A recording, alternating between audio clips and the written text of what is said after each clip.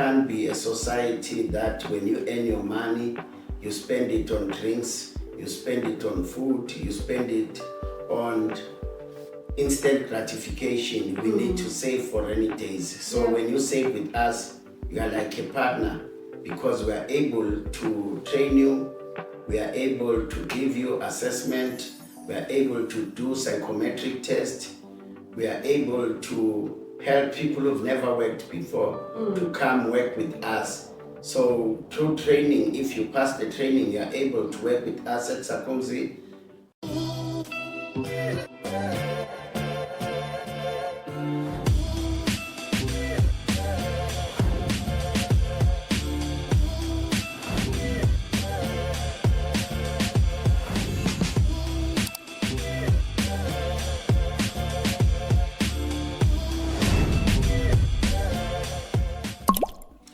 Welcome to the first episode of Bookmarked Conversation. This is our season 3 of Bookmarked Conversation, where we explore stories behind stories. I'm your host, Panelbeaters, and today we are sitting down with a man whose name is woven into the streets of Soweto and carries weight in countries over the seas. He is the founder of the popular place Sakhumzi Restaurant, an iconic establishment that started under a tree and now attracts tourists, locals from all around the world. But beyond that, he is the visionary behind Sakhumzi Stokvel and Safana Panelbeaters, on a mission to build businesses and to empower his community. Today, we are stepping away from the boardroom and the restaurant table to sit with Sakhumzi to hear about his journey, his struggles, his triumphs, what drives him to keep going. Today, we learn about the story behind stories. Well, guys, it's going to be an exciting episode. It's our first episode. Like I said, we are turning things around on Bookmarked Conversation, and I'm very, very excited because I know this man, and today sitting with him on the first episode of season 3 as we talk about his life. What has he done, to get to where he is now, his challenges, what are his future aspirations, what does he still want to do, So please just stay tuned in as we dive into the conversation with him. Hi, Sakhumzi. Good morning, Penny, and thank you for inviting us at Bookmarked. Thank you so much for coming. Thank you so much for making your time. I know you're very, very busy, but just it was very, very important. I must just say to my viewers out there, it was very, very important because I know Sakhumzi, and for me to kick off this season with him, I really, really think it's going to be good for the viewers to understand where he comes from, because sometimes we see a person's achievements or where they are and you don't know the background of where they're coming from, and you think that it has been easy, and it hasn't been for him. From what I've learned about him, it hasn't been easy, but he's been pushing because he knew what he wanted to do with his life, and there's still a lot more that we're expecting from him. So so stay tuned as we just dive into the questions, just to understand who he is, and he's gonna tell us a little bit more about himself. So Sakhumzi, right to you. Many people, I'm just gonna start with the first question. Let's start with these questions. If you look at Sakhumzi, like outside, when you're walking down, when you're driving, you're coming to Sakhumzi. I know there's Sakhumzi Zulek now, I've been there, and the vibe, though, it's still in Soweto. A lot of it is still in Soweto. When you drive in, coming to, let's use a typical day as a Sunday, because for me as well, a Sunday is where it buzzes a lot on that street compared to during the week. When you drive in, how do you feel, from what you have done, that establishment? How do you feel, when you're driving down? What are your thoughts, of what you've done, for Sakhumzi, for that restaurant? How does it feel for you? For me, it feels good. It feels that each and every one in life, one has a purpose. And it feels nice when you see there are people supporting what you started. Because as you know, what made us to start Sakhumzi, it was all about making a difference in our community. When we read, we hear unemployment is high, we read crime is high, we hear that there's corruption in the country. So it was all about doing a little bit that I can in my little corner. As you're asking how do I feel, yesterday I was at Sakhumzi Lake. We had more than 30 grannies and others were sitting, another 20 in another department. We had elders as well discussing about national issues. So we had Doctors Without Borders at Sakhumzi Lake. So seeing that vibe, seeing people happy in their own space, because as for Sakhumzi Restaurant or Sakhumzi Lake, it's not mine, it's for our people. It was created for them, that let them have a place where they can experience their soul food. Not that every time, even people that are old must be indulging in burgers or pizzas. Yes. And I must say, the menu there, guys, it is amazing. You have a variety of things that people can choose, and there's always something for somebody. If you are on a diet, you're a vegetarian, you like the traditional food, it's all in there. You like a nice stew, everything is there. So each time I go there, I always know that, today, I'm gonna be indulging on a nice food. So your cook, thumbs up to them. We did chat to one or two that day, just to find out, how it is, how do they feel, working there in the kitchen and those kind of things. We did walk around and chatted to one or two of them. So they are doing quite an amazing work. The standard is the same. They're keeping the standard, which is very, very important. I think that is what other people lack sometimes. They will be on that high, and then once you gain popularity, then it goes down. People lose that momentum, and then they lose customers. So from what I've seen in your restaurant, you've always maintained the same thing. So that's a thumbs up to you. Okay, so I'm just going to dive in quickly to the questions. Many people, when they look at you or hear of you, they think of this invincible and successful businessman. But before you were founder and executive of Sakhumzi, you were also just an ordinary citizen, just like all of us. Take us back to that young Sakhumzi growing up in Soweto, in a home that housed 16 people. What was it like? What dreams did you have for your life back then? Did you even think that you would be where you are today at that point in time? Yes, I grew up in Soweto. I was born in Meadowlands, Zone 10. So that was my mom and dad, also my sister, a family of 4, but we spent most of our time in Orlando West, Kilani, where we stayed with my grandparents, my grandfather, grandmother. We had uncles there with their wives, and the whole family. It was a full house. So I'm used to a space where there are many people. That's why after working for a bank, after some time, I decided, let me have a restaurant so that I can be in an environment with people. Okay, so you worked at the bank before? Yes. So would you go back to, I'm sure after leaving there, I don't know, you started business, you still like your feet are like in two places, you're thinking that this is gonna work. If it doesn't work, I'm still gonna go back to corporate environment. Was it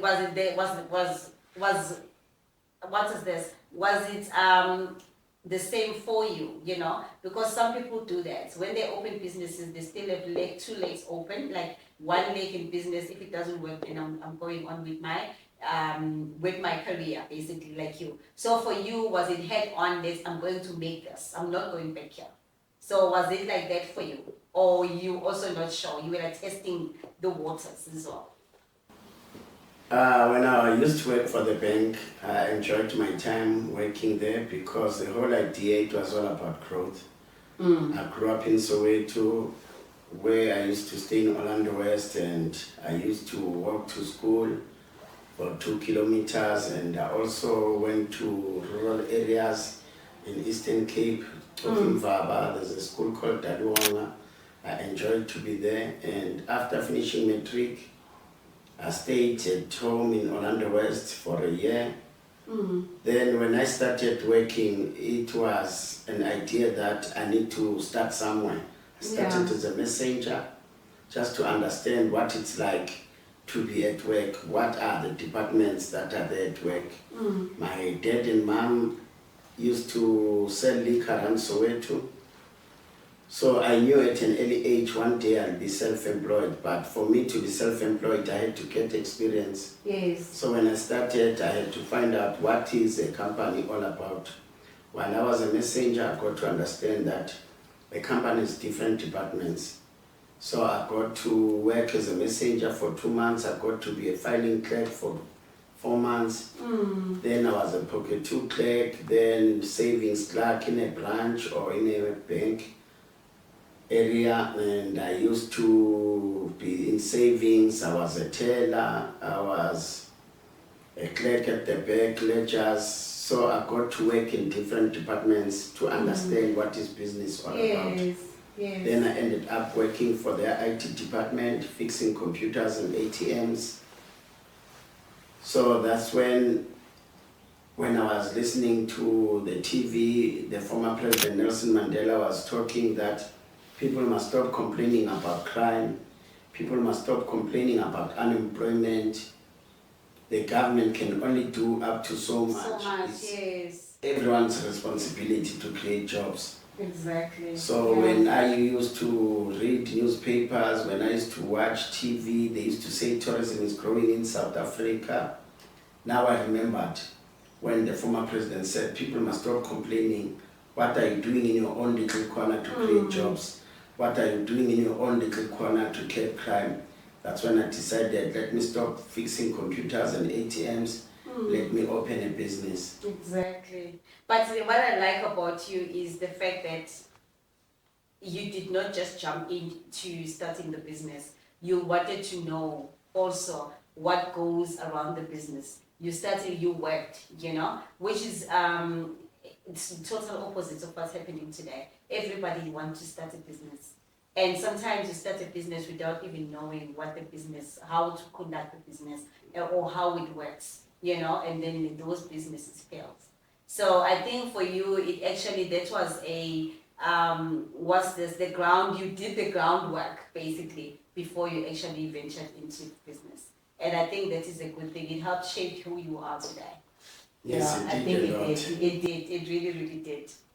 Looking back now, what are some of the defining moments in your life that shaped your part of who you are at your core? Like who you are as a person. Looking back now, what are those defining moments that shaped you to who you are, who you Sakhumzi? Like you're a down-to-earth person. That's what I know about you. So that's why I'm asking that. Looking back, what is it? What is that one thing that you think, or a couple of things that shaped you to who you are? Was it your background, your parents, how you grew up, those kind of things? What is it that made you to who you are? Because you are a humble person.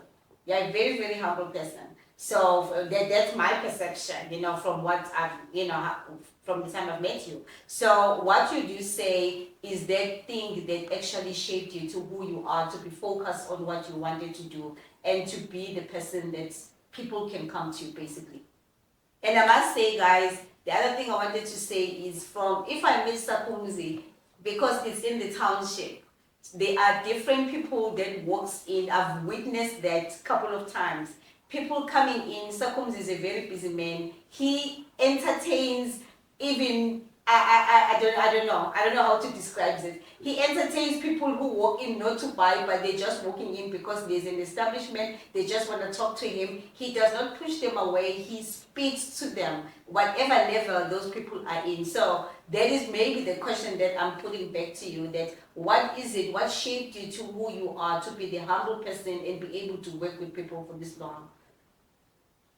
I can say I'm thankful to my grandparents for being there for us, or for being there for my parents.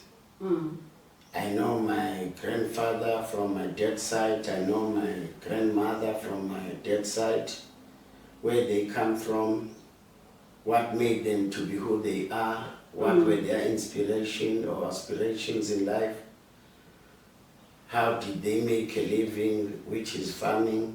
And my mom's parents, that is my grandmother, my grandfather as well, my grandmother who was a nurse, and my grandfather who was self-employed as well.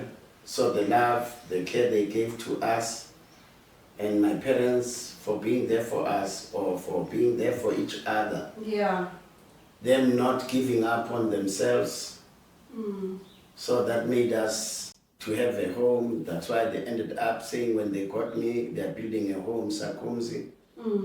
So I can say the upbringing goes a long way to who are you and where are you going as a person. So I'm just thankful to them and for making sure they look after us to grow to be better people one day. Yeah. And to make a difference in our community. You have a sister, right?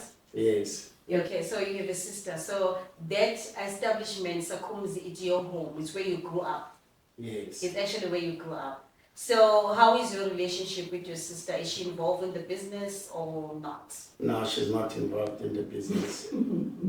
But we don't like the same things. You don't like the same thing, but she had no issues with No, their house being made into a business like that. No, we never had issues. Are you close? We are not 4 or 6 Oh, in the okay. family. So where others don't see the same. Yes. I know, it's awesome.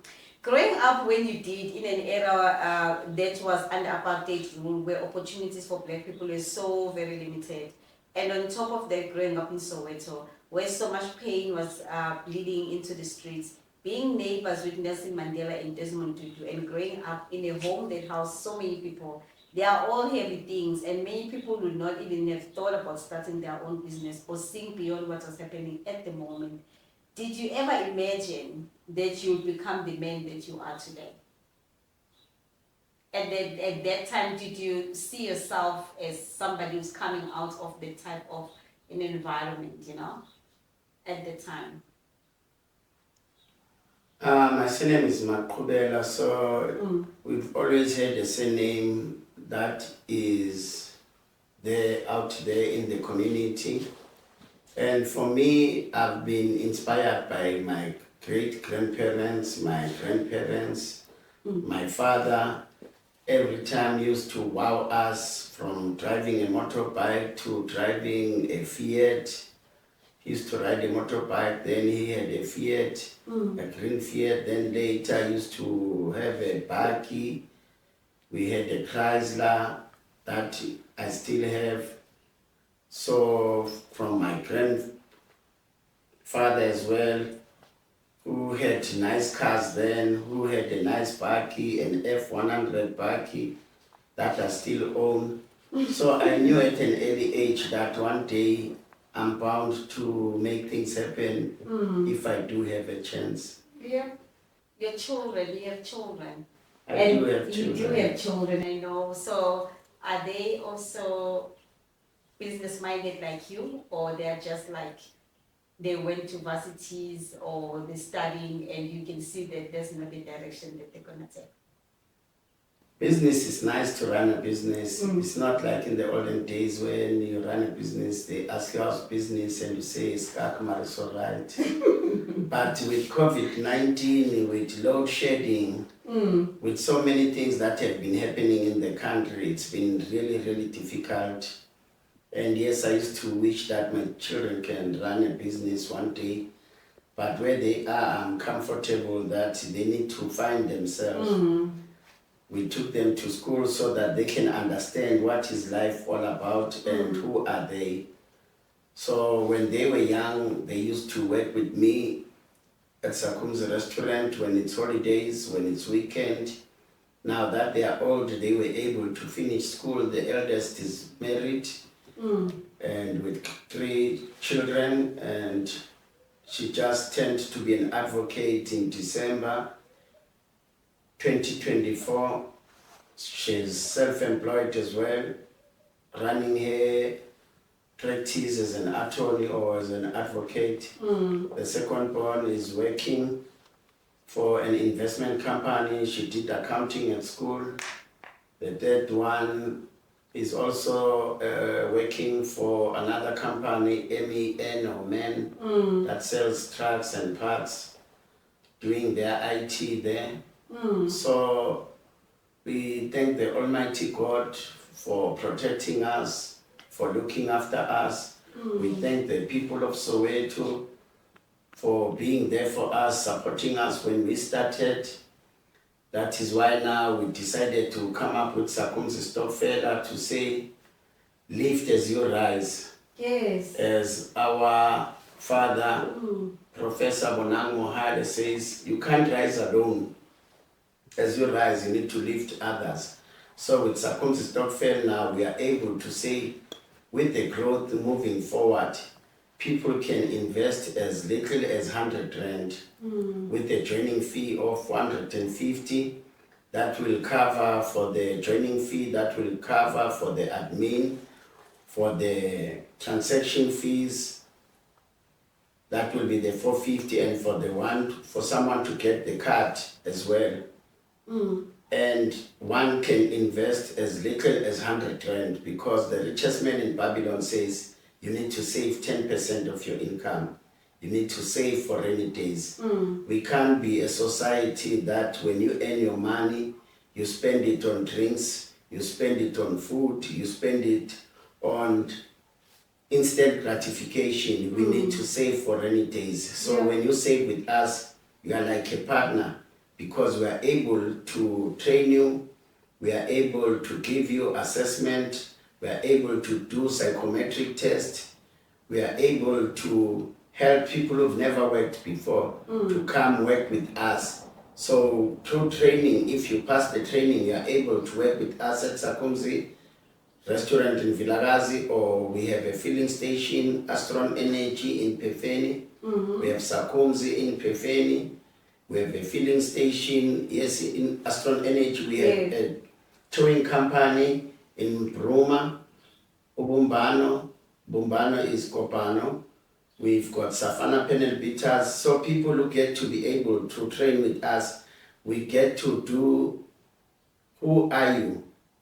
People need to know themselves, and when we have seen that this person fits this side or you fit this culture, we're able to train you and give an opportunity to work with us. So I just wanted to ask on the Stokvel, and then this sounds like a lovely idea. So it's something only for Soweto people. We started with Sowetans, and other people have started saying Sakhumzi is not where it is because of Sowetans only. But for now, we said we're selling the Stokvel, the savings for Sowetans, and in the next 3 months, we'll be opening it to people from Alexander, because we know people from Fosloras, Guatema, Tembisa, they've been supporting as well for us to grow, for me to see my children finishing school. I was able to pay for their fees. They never used money from bursaries or scholarships. The money was coming from Sakhumzi Restaurant, and that money was coming from Sowetans. Okay. So for now, listeners or ladies and gentlemen, it's only for Sowetans, so you know. But it's coming out, and he, like he said, he is opening it up soon, hopefully, to other townships. But for now, he's mainly focusing and growing it for people in Soweto. That is a nice thing. It's very, very, very nice. So how many, like plus minus, how many people are in your Stokvel? We have about 89 people, because others are coming as a group, because Sakhumzi Stokvel is a Stokvel of Stokvels, yes. Others save as a group and they bring money to us. When they bring money to us, we are able to train the people, we are able to open other branches as well. And when they support us, their interest goes up as well. Okay, can I ask you a question then? So if a person hears a Stokvel, in their heads, they are thinking of a saving for a short period of time. There are so many Stokvels out there. People are saving for Christmas, for December. So just explain how yours work. That's what I want to understand. It's still aligned to the same way people have been saving. Other people are saving for groceries end of the year, but most of the people are saving with us. They're saving for their children, because what started us was when it's January, when it's February, my child has passed well. Can you please help me to take this child to vets or UJ? Okay. Can you assist me with school fees? We always forget that January is coming or February is coming when the universities are opening. So we are saying to people, if they want to save for their children, they must save now. The time to save, everyone is always not happy with what he or she's earning. But we are saying the time to save is now. So people are saving for their children when they go to school next year, when they go to school in the next 4 years or university. They are saving for groceries. Most people, it's group of ladies, they are saving. They want to go to visit Durban, they want to visit Cape Town or they want to get married in future. They can others see, want to. So when you save alone, normally you save, and when there's a little issue around the family, you withdraw easy. When money is with Stokvel, you say you save it for 6 months, it's saved. Okay. When you say you save it for 2 years, then it's got a different interest rate, then it's saved. You'll get it only after 2 years. Okay, that is amazing. That is very, very amazing. I mean, to start it in the township of all places, like you were saying, that I think when we get money, it's you are thinking about now and spending the money on everything now. We don't think about rainy days. And COVID-19 actually, it taught us everybody. It taught everybody that suddenly things can just change overnight. And then with the change, those type of stuff they come into play. So then they assist in those rainy days, even though it was a long rainy day. Yes, no, with COVID-19 it taught us a lot. And those that saved with us were able to withdraw their money, even if it was before the time, and it really helped them a lot to keep on moving forward while their companies were closed. Because other people were working where the company is not investing anything for them. So it was crucial that we had to withdraw the money and give it back to the people. And it really helped those that saved before COVID-19.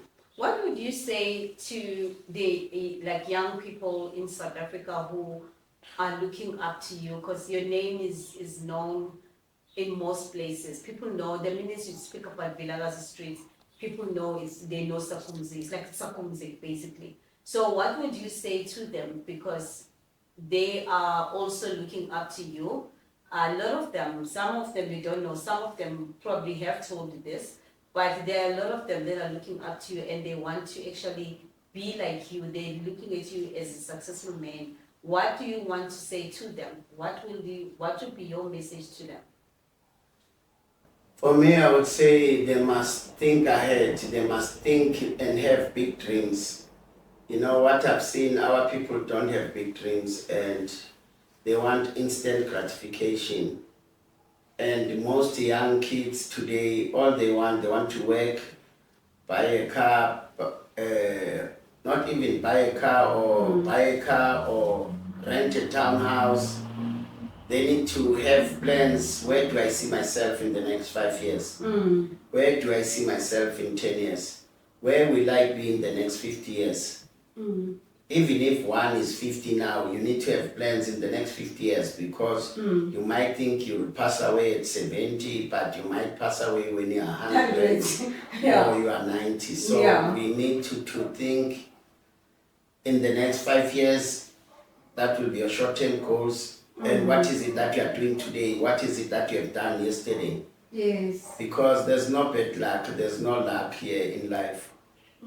If you write things down that in the next 5 years, this is where I want to see myself, despite all odds, whether there's COVID, whether there's load shedding, if you have written something down, at least you're going to have to tweak. They say it's always better to plan than not to plan at all. So let's stop instant gratification. Let's look at our bank accounts. What is it that we're spending most of our money on? And So shortcuts we as need well. to save, I think because the what I've shortcuts, yeah. seen is youngsters, most of them, they don't save and they want shortcuts as well. Shortcuts, yeah. So they need to save and they need to read and read so that they can be clever. That's why we have books like this behind us. Yes. They need to read and read. And then now we talk about reading. Last time I spoke to you, I remember we spoke about the book. We need to see Sakhumzi's book on the shelves. We have to. It has to be like, how long, plus minus, how long do you think people can expect to actually see a book about your journey, about your life? Like how long from now? 2 years? Maybe in the next 2 years we need to write it down that in the Okay. next 2 years we need to start having a book. Who is Sakhumzi? Who's Where is he Sakhumzi? coming from? How did he get to be where he is? Yes, We so need to write it we down need so to. that it can happen. So that it's not forgotten. You know what? Yes. There's one thing about the book. A person can, you can live your life and do whatever, and then it's easy for people to forget what you've done, what you've gone. Somebody takes it over and run it down, it's gone. Yes. But then if you have a book, the book is something that's always going to be there, It's somebody will pick it up even 10 years after Sakhumzi is gone, 20 years, 100 years from now, the book is always going to be there. So that's the importance of why we need to document your life, how you got to this point. So I think you've touched on a very, very important point also. We're talking about planning, that writing down your goals, writing down where you want to be. I think with that writing also, what are you doing as a young person to actually get there, to get to those 5 years that you are saying this, I want to be, or I want to have this in 5 years. Generally, it's okay, your journey, but then what is it that you are doing to actually get there? No shortcuts. Do things properly, otherwise the business will also have a short lifespan. If you also are rushing to actually get there very, very quickly. So I think it's very, very important planning as well. Okay, so so my other question is, I think it's safe to say that Sakhumzi is more than a restaurant. It's essentially a cultural landmark. Is there one restaurant that can be put at the face of South Africa? If there is one restaurant that we can put at the face of South Africa, it can be Sakhumzi. The reason why I'm saying this also, I used to drive by Fairland. I hadn't been to your place before, but then when I'm driving to work, I used to see this huge board. It says Sakhumzi, and I used to say, what is this? What is this Sakhumzi restaurant? And then to me, it quickly clicked on my mind as I kept on driving. I said, it must be an important place, because why would this board be sitting here for such a long time? That means you are making an impact, to the community. You are known, you are doing a good job, and your restaurant is recognized. So what would you say are some of the pressures that comes, with you running the restaurant, and how do you handle them? What are the most challenges? Because it's not, I know we are all looking outside, we're coming to buy food and whatever. There's a whole lot of things that are going on behind that makes Sakhumzi what it is. So what are those few things that you can say they are very, very challenging, and it's because we don't see them. Tina, we don't see them as customers. What has been and how do you handle those type of things? Because remember, as humans, there are a lot of people who start things and then they hit a certain point or a certain block or a certain obstacle, and then they just somehow let it go, and then you pass, it's closed down. But you've been standing for such a long time, but you cannot, I don't believe that you didn't have any obstacles along the way or didn't have any challenges. What has been the thing that pushed you, to say, I'm going to do this, and how have you handled those kind of situations when you have maybe people who let you down? Because probably you've had somebody who just decided to we're not cooking today, goodbye. You've had those kind of things. You've been in business for such a long time. How have you handled those types of setbacks, and you continued, and you are still existing today? When you are running a business, people think you are everything or you are Superman. even from your family, even from your community. When people need money, they think they can walk into you and borrow money or tell you about their problems, that so and so passed away, can you assist us? Or we'll be having some traditional ceremony and it's happening this weekend, I need to buy a cow, can you please borrow me 8,000? And when I ask those people how much have you saved, there's nothing. So how can you say you've got a traditional ceremony over this weekend, you have already invited people, but you don't even have 1,000 rand? So running a business is not easy because even the staff, they think you are all that because you need to always wear your smile, not knowing there are costs involved, there are expenses involved, there's HR issues, there's compliance. So There's just suppliers. to the There's suppliers that suppliers. needs to be paid. So yes, there are those days that can be tough, especially when we are coming from COVID. We thought we know all things about business. It came and disrupted us while it was COVID. Then came load shedding. It also came and disrupted us where the cost of doing business has gone up. You can't increase prices to your customers. And the government also not being ready to make sure that most people are running small businesses, to have a way how can they assist small business to grow to be big business or to be able to employ more people. We've got your sitters. If they were to be managed in another different way where they can be measured, what is it that they've done in a quarter, what is it they've done in a year, so that they are able to assist small business and support it with your HR issues, with your finance issues. So it can't be government that is putting too much pressure on small business when they are not putting enough pressure to assist small business to grow. Even our banks, even companies like your NEF, IDC, DTI, if we say Sakhumzi Restaurant has been running for 24 years, it should be them coming to us to say, we see that you are trying, what is it we can do as government or as a bank to assist you to create more jobs? Yes. What is holding you backwards? What is it that you think you are short of? Or for them as universities, that we have to say, what is it that we can do to do an impact study? What is it that you have done in the past 24 years in this community of yours in Vilakazi? Indirect jobs you have created is more than 1,000. So how can we do this in other locations so that unemployment can be a thing of the past? Yes. How many people do you employ at this point? Including everything, Panelbeaters, all your We businesses. have more than 250 people that are working for Sakhumzi organization, and indirect jobs we've created in Vilakazi Street is more than 1,000 people. So if they are breadwinners to more than 5 each, we are really making a difference. Yeah. You are definitely creating work opportunities. And South Africa unemployment rate is very, very high. And we need people like you are saying. If government can intervene in supporting your kind of businesses, there's a lot that you can do in that space. So you are doing quite well, honestly, in terms of assisting on the unemployment side. Outside the struggles that you have, the one that we're talking about, what are some of the mistakes in your journey that you are grateful for now, that you didn't make?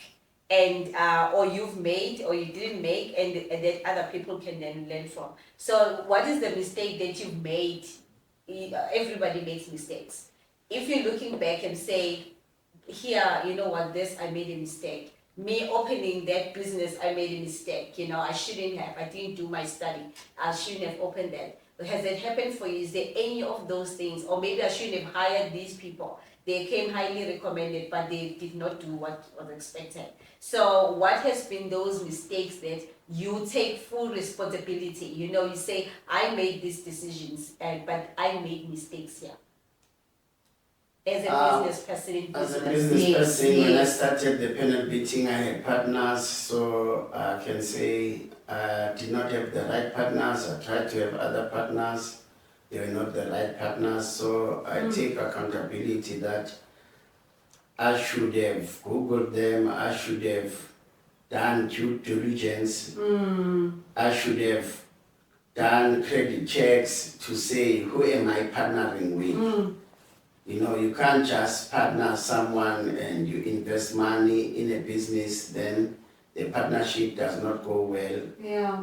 There's a lot I could have done to do credit check or ITC. To vet them. To vet them. Yes. If I don't know, maybe go to the police and say, I will be doing business with this person. Can you assist me to vet this person if this person is reliable? Yeah. Other mistakes I've done is hiring from the heart. We hire people because they're desperate, they need a job. So you can't be hiring from the heart. You need to follow the right procedures when you're hiring. Yeah, I think that's the trap that most people will fall to. Like, if whether it's family, you're thinking it's a family person, I need to give them jobs. So maybe you've hired relatives as well, and then people let you down because now people are looking outside and they are saying that now Sakhumzi is a business. Sakhumzi, please give my daughter a job. And then that person does not perform as expected because they are family. They know. So I think those mistakes, most business people do make those mistakes or fall on those traps. So on Bookmarked Conversation, we always want to know story behind the story. So outside of work, when we strip away the business and achievement, who is Sakhumzi at his core, and what are some of the things that bring you peace and joy lately that have made everything you've worked through with it?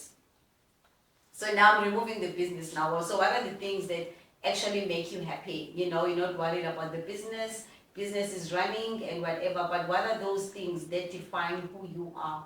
Who is Sakhumzi now, besides the businesses?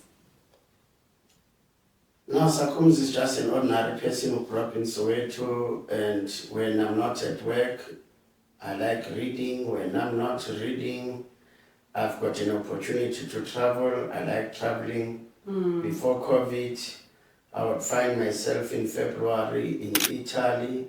In March, I would find myself in Germany.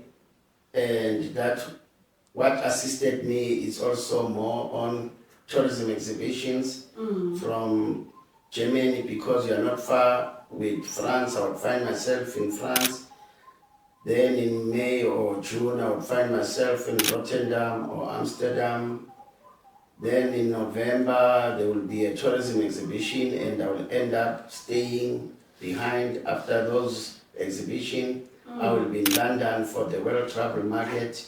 Oh, wow. So yes, I like traveling and seeing how other people live, how they interact with their own environment, what makes China to be what it is, what makes South Korea to be the country it is. And I always wish that one day our people, our government can copy from these big countries. What is it that makes them to keep on growing their economy, growing their people? For example, in China, each and every province has its own car that they've made. What will it take for us to make a car? What will it make for us to make a phone or a radio? Or a radio. Oh God, how would you say owning Sakhumzi has fundamentally changed you as a person? So how has it changed you? So, or have you remained the same? You feel like, no, I'm myself. I don't think I've changed that much. Or running a business has actually changed me to see these things differently. That I was not maybe when I was an investment banker, when you were at the bank. So how has that changed you? How you see things now? I think I see things differently. When I used to work, my life was limited. I could not travel that much. I saw the world in my own way, but now I see it in a different way. And I see our country as well in a different way than before. What we see on TV in real life is not true.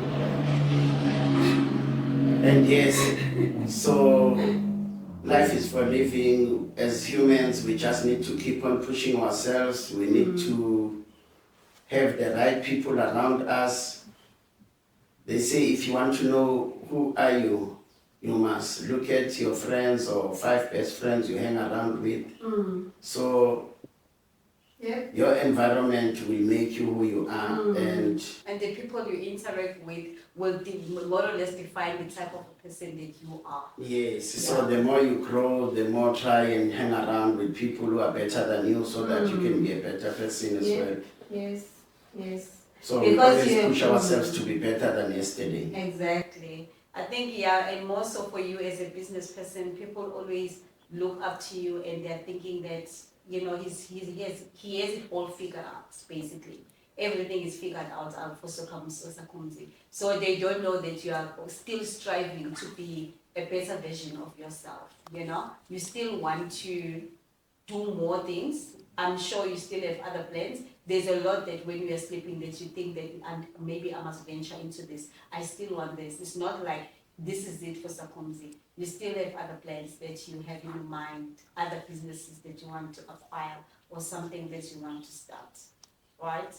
Yes, the more Sakhumzi Stokvel grows, the more our Sakhumzi Training Academy is growing. We are able to train more people.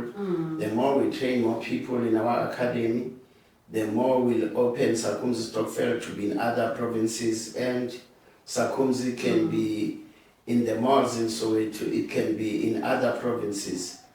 We say if KFC can do it, your McDonald's can do it. Business is nothing much.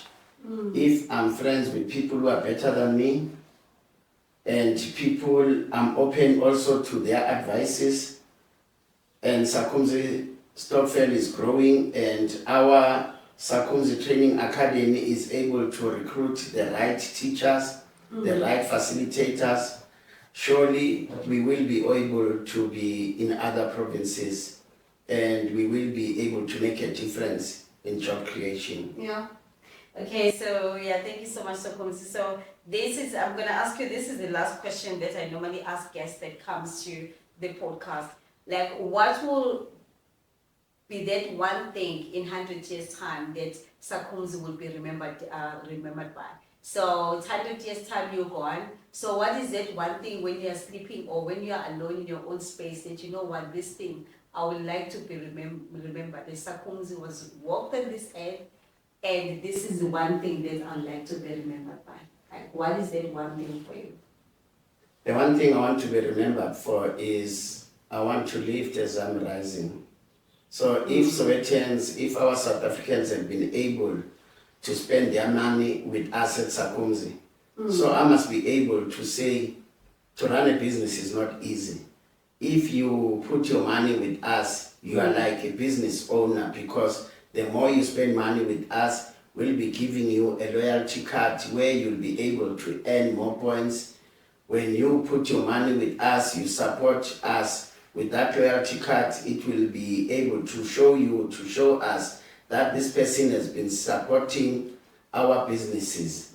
So end of the year, end of 2 years, it depends what contract you are signing with us. You will be able to be a business owner indirectly.